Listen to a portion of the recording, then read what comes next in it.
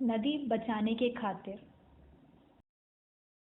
मध्य प्रदेश की राजधानी भोपाल की एकमात्र नदी कलियासोत का अस्तित्व खतरे में आ गया था।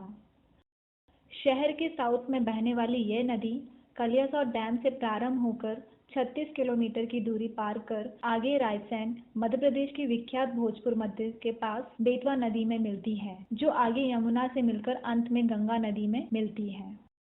कलियासोत नदी का महत्व। कलियासोत नदी वास्तव में गंगा की सहायक नदियों में से एक है और इस लिहाज से इसका राष्ट्रीय महत्व बढ़ जाता है। इसके अतिरिक्त किसी शहर में नदी होना ही एक सौभाग्य की बात है, क्योंकि यह सामाजिक, आर्थिक एवं पर्यावरणीय अर्थों के अनेक तरह से रहवासियों को लाभान्वित करती है। इससे जैसे साफ सुथरी प्रदूषण मुक्त निकटस्थ रहवासियों के लिए वरदान है, ठीक इसके विपरीत एक प्रदूषण युक्त नदी उनके जीवन, स्वास्थ्य और जीविका के लिए अभिशाप भी है। स्पष्ट है कि शहर की एकमात्र नदी कलियासोत का प्रदूषण एवं अतिक्रमण मुक्त होना एक तत्कालिक आवश्यकता थी। नदी के किनारे स्थित पशु पक्षियों और वन प्राणियों के बीच न केवल एक गहरा इकोसिस्टम निर्मित हो जाता है, बल्कि स्थानीय, पृष्ठीय और भूजल की गुणवत्ता को भी सीधे प्रभावित करता है। सतत विकास, सस्टेनेबल डेवलपमेंट की अवधारणा के विपरीत अनियंत्रित और बिना किसी प्लानिंग के शहरी विकास के चपेट में कलियासोत नदी आ गई। परिणाम यह हुआ कि सभी दृष्टिकोण से नदी का इस कदर दोहन हुआ कि स्वयं नदी के किनारे रहने वाले उसे गंदे नाले के रूप में जानने लगे थे। जहां तहां नदी पर अतिक्रमणकारियों द्वारा निर्माण कार्य कर लिया गया। रहवासी कॉलोनियों से निकलने वाले खतरनाक सीवेज भी अधिकांशतः सीधे नदी में छोड़ा जा रहा था। ऐसा करने के लिए अतिक्रमणकारियों द्वारा न केवल नदी के दोनों किनारों पर स्थित ग्रीन बेल्ट के सघन वन को समाप्त कर दिया गया, बल्कि सीधे नदी पर भी कब्जा कर बहुमंजिला इमारतें खड़ी कर दी गईं। नदी का पानी बहुत बुरी तरह से प्रदूषित हो रहा था, जिसमें घरेलू उद्योगों से निकलने वाले रसायन, सीवेज, म्युनिसिपल वेस्ट और अन्य मानवजन्य गंदगियां शामिल थीं। डैम से नदी में समय समय पर पानी भी नहीं छोड़ा जा रहा था, जिससे नदी में सड़ रहा पानी आसपास के पर्यावरण को तो प्रदूषित कर ही रहा था, यह स्थानीय भूजल को भी जहर घोल रहा था। नदी के जहां तहां एकत्रित पृष्ठीय जल से न केवल सीवेज फार्मिंग हो रही थी, निकटस्थ झुग्गी वासियों के बच्चे तो इसमें नहाते और मछली उत्पादन भी कर रहे थे। इन सब से वाकिफ होकर भी कानों में तेल डाले जिम्मेदार सरकारी विभाग कार्य के प्रति लापरवाही और अपना निकम्मापन ही जाहिर कर रहे थे, जिसका सीधा असर स्थानीय रहवासियों के स्वास्थ्य पर पड़ रहा था। प्रभावितों की संख्या हजारों में। शहर के भीतर नदी पर किए गए अतिक्रमण को हटवाना आसान कार्य नहीं था। झुग्गीवासियों और रहवासियों द्वारा यह जानबूझकर अतिक्रमण किया गया था, लेकिन अधिकांश अतिक्रमण तो भूमाफिया और बिल्डरों द्वारा टाउन एंड कंट्री प्लानिंग विभाग और म्युनिसिपैलिटी के लोगों के साथ षड्यंत्र कर नदी एवं उसके ग्रीन बेल्ट की सरकारी जमीन पर जबरन कब्जा कर जनता को बेवकूफ बनाकर बेच दिया गया। नदी लीलने वालों में मीडिया हाउस भी। डॉक्टर पांडे की टीम द्वारा कलियासोत नदी पर अतिक्रमणकारियों के 256 से अधिक खसरों की पहचान की गई थी। इसी प्रकार अतिक्रमण द्वारा बड़ी संख्या में निर्मित मल्टी स्टोरी बिल्डिंग्स को भी चिन्हित किया गया था। अधिकांश अतिक्रमणकारी नामी भूमाफिया और बिल्डर्स थे, जिनके स्पष्ट राजनीतिक समीकरण भी थे। इन सब के अलावा बड़े मीडिया हाउस भी नदी को समाप्त करने के दोषी पाए गए। अतिक्रमण के दोषी पाए गए एक ने नदी के ग्रीन बेल्ट पर कब्जा कर अपनी पक्की सड़क बना ली, जबकि दूसरे ने अपनी औद्योगिक इकाई की सीमा में नदी के ग्रीन बेल्ट पर कब्जा कर रखा था। भूमाफिया और बिल्डरों से सीधे लड़ाई। डॉक्टर पांडे ने नदी की पूरी लंबाई का 4 बार पैदल भ्रमण किया और समस्त जरूरी जानकारियां और फोटोग्राफ्स प्राप्त किए गए। डॉक्टर पांडे ने वस्तु स्थिति को पूरी तरह समझने हेतु कलियासोत नदी से जुड़े समस्त संबंधित कागजात आरटीआई द्वारा विभागों की वेबसाइट और लोगों से व्यक्तिगत संपर्क कर प्राप्त किए। कई लोग तो अतिक्रमणकारियों की राजनीतिक पहुंच और आर्थिक हैसियत के चलते हमारे साथ जुड़ने को भी तैयार नहीं हुए। घबराहट का आलम यह था कि लोग नदी पर खड़े रहकर अतिक्रमण की चर्चा करने से भी कतराते थे। हद तो तब हुई जब शुरुआती लड़ाई में बढ़ चढ़कर हिस्सा लेने वाले मीडिया हाउस भी बाद में अतिक्रमणकारी बिल्डरों के नाम और उनकी करतूतें लिखने से बचने लगे। एनजीटी में दायर की याचिका। डॉक्टर पांडे एवं उनके साथियों द्वारा समस्त प्रमाणों और जमीनी फोटोग्राफ के साथ एनजीटी में याचिका दायर की गई। हमने पहले तो मीडिया को ही जानकार बनाया और जागरूक किया गया और फिर मीडिया के माध्यम से कई लोगों तक नदी को बचाने की मुहिम पहुंचाई गई। परिणामतः उनके गैर सरकारी संस्थाओं, सामाजिक कार्यकर्ताओं और मीडिया संस्थाओं ने कलेसोत नदी बचाने हेतु महीनों तक लगातार अपने लेख और स्टोरी चलाई। वह दूसरी ओर एनजीटी के बढ़ते कानूनी दबाव और जन जागरूकता के चलते विभिन्न भूमाफिया और बिल्डरों के कान खड़े हो गए और भौहें तन गई। निर्माण कार्यों पर लगवाई रोक। एनजीटी ने कलेसोत नदी और उसके किनारों से दोनों और 33 मीटर की ग्रीन बेल्ट क्षेत्र पर हो रहे समस्त निर्माण कार्यों पर रोक लगा दी। इसके साथ ट्रिब्यूनल ने राज्य सरकार को पूरी नदी एवं उसके ग्रीन बेल्ट के चिन्हांकन और सीमांकन का आदेश भी दिया। जिम्मेदार सरकारी संस्थाओं की कारगुजारियों की पोल खुलते ही हड़कंप मच गई, जिसके परिणाम स्वरूप उन्होंने याचिकाकर्ता डॉक्टर पांडे पर राजनीतिक, सामाजिक और प्रशासनिक दबाव डालना शुरू कर दिया। जारी हुआ जमानती वारंट। एनजीटी कोर्ट में चल रहे कलेसोत नदी प्रकरण पर सुनवाई के दौरान कार्य में हीला हवाली बरतने के खिलाफ याचिकाकर्ता की शिकायत पर 3 विभागों के वरिष्ठ आईएएस अधिकारियों के खिलाफ जमानती वारंट भी जारी हुआ, जिनका नौकरशाही के बीच बुरा किंतु स्थानीय जनता पर अच्छा संदेश गया। आया कोर्ट का ऐतिहासिक फैसला।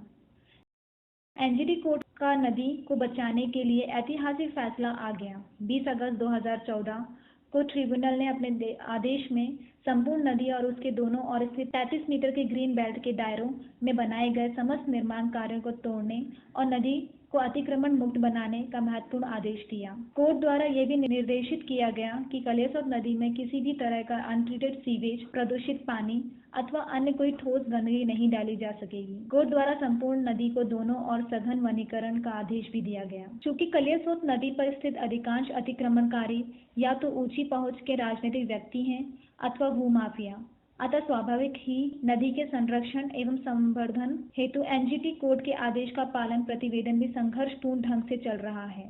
जब मुख्यमंत्री ही आगे आए अतिक्रमणकारियों को बचाने।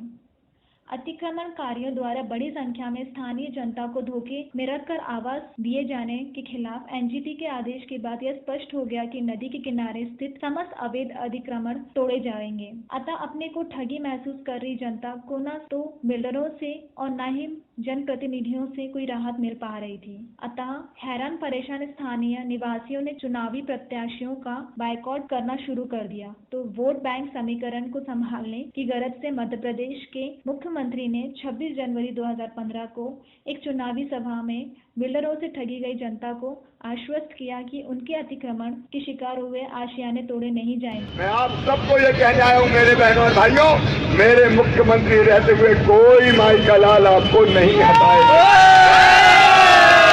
हम बचाने के लिए हैं, हम उजाड़ने के लिए नहीं है। सार्वजनिक रूप से दिया गया मुख्यमंत्री का उक्त कथन न केवल एक गलत बयानबाजी थी, बल्कि कोर्ट के आदेश की स्पष्ट अवमानना भी थी, जिसके खिलाफ एनजीटी में एक अन्य याचिका भी दायर की गई। जब राज्य के मुख्य सचिव पहुंचे एनजीटी, कलेसोत नदी को बचाने की डॉक्टर पांडे की याचिका मध्य प्रदेश राज्य के खिलाफ लगाई गई थी। अतः कानूनन राज्य का मुख्य सचिव प्रतिवादी होने के कारण कोर्ट के परिसर सुनवाई के ठीक पहले कोर्ट के जज से अकेले में नहीं मिल सकता। किंतु इन सब की परवाह किए बिना ही मध्य प्रदेश के मुख्य सचिव ने करीब 1.25 घंटे तक याचिकाकर्ता की उपस्थिति के बिना ही अकेले में मुलाकात की और उस दिन कोर्ट की कार्यवाही भी 1 घंटा देरी से प्रारंभ हुई। इस पूरी घटना की शिकायत याचिकाकर्ता डॉक्टर पांडे द्वारा सक्षम संस्थाओं में की गई और इसकी उच्च स्तरीय जांच भी चल रही है। नदी रास्ता भटक गई। कलेसोत नदी पर ग्रीन ट्रिब्यूनल के अंतिम आदेश के बाद उस पर प्रतिवादियों के द्वारा किए जा रहे पालन प्रतिवेदन की प्रक्रिया में एक दौर ऐसा भी आया जब बिल्डरों और राजनीतिक दबावों के चलते राज्य सरकार द्वारा एक शपथ पत्र में यह भी कहा गया कि लगातार बहाव के कारण नदी अपना मूल रास्ता भटक गई है एवं नदी के रास्ते को बताने वाले मूल कागजात भी विभाग के पास नहीं है। अतः अब इस नए रास्ते को चिन्हांकित और सीमांकित करने के लिए नए सिरे से नाप करनी होगी। जिस नदी में लगभग 9 माह पानी ही ना रहता हो, उसे इस तरह के फूहड़ तर्क देना हास्यास्पद है। बिल्डरों ने शुरू किया नदी को भरना।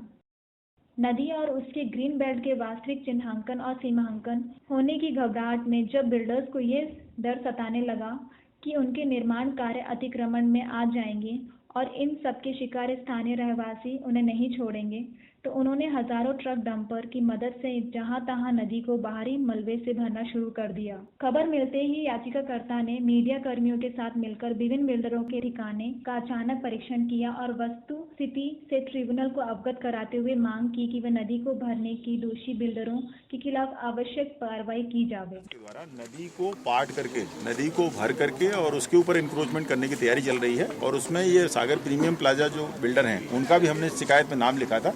और आप देख सकते हैं कि ये जो पूरा पार्ट है, इस पूरे पार्ट पर उन्होंने बहुत हजारों डंपर जो है वो कचरे का बाहरी मटेरियल लाके, कंस्ट्रक्शन मटेरियल का लाके कचरा इन्होंने डाला था। हमारी शिकायत के बाद एनजीटी ने कलेक्टर ट्रिब्यूनल ने भोपाल म्युनिसिपल कमिश्नर और भोपाल कलेक्टर को इस घटना को न रोक पाने के दोषी मानते हुए समयावधि में नदी में फेंके गए समस्त मलबे को साफ किए जाने का आदेश दिया। याचिकाकर्ता की जान को खतरा।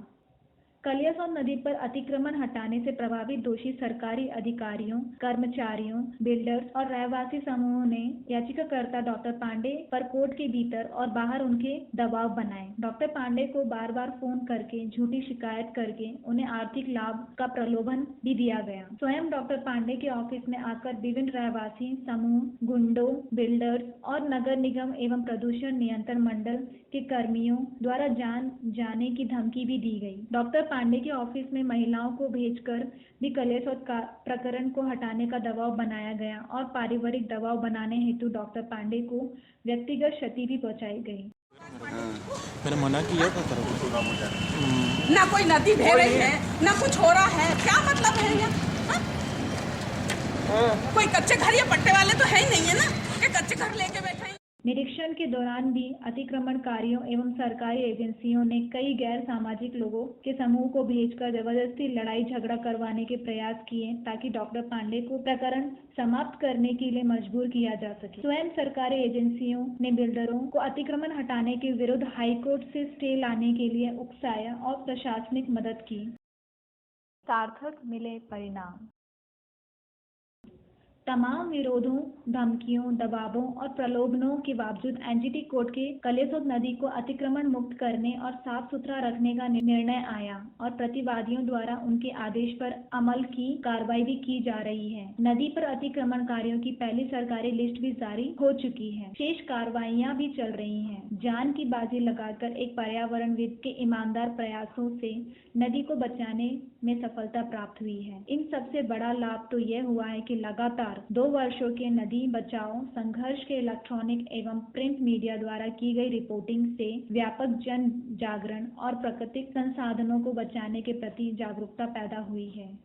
इस केस के माध्यम से जनमानस एवं मीडिया को यह जानकारी भी मिली कि कलियासोत एक साधारण नदी मात्र नहीं है, बल्कि यह देश की सबसे पवित्र नदी गंगा की सहायक नदी भी है, जिसे साफ स्वच्छ रखना धार्मिक कारणों से भी जरूरी है। इसके अलावा कलियासोत प्रकरण के कारण पर्यावरण प्रेमियों एवं समाज सुधारकों में एक नई आशा का संचार भी हुआ है कि लगातार प्रयासों के द्वारा हम अपने प्राकृतिक संसाधनों की रक्षा कर सकते हैं।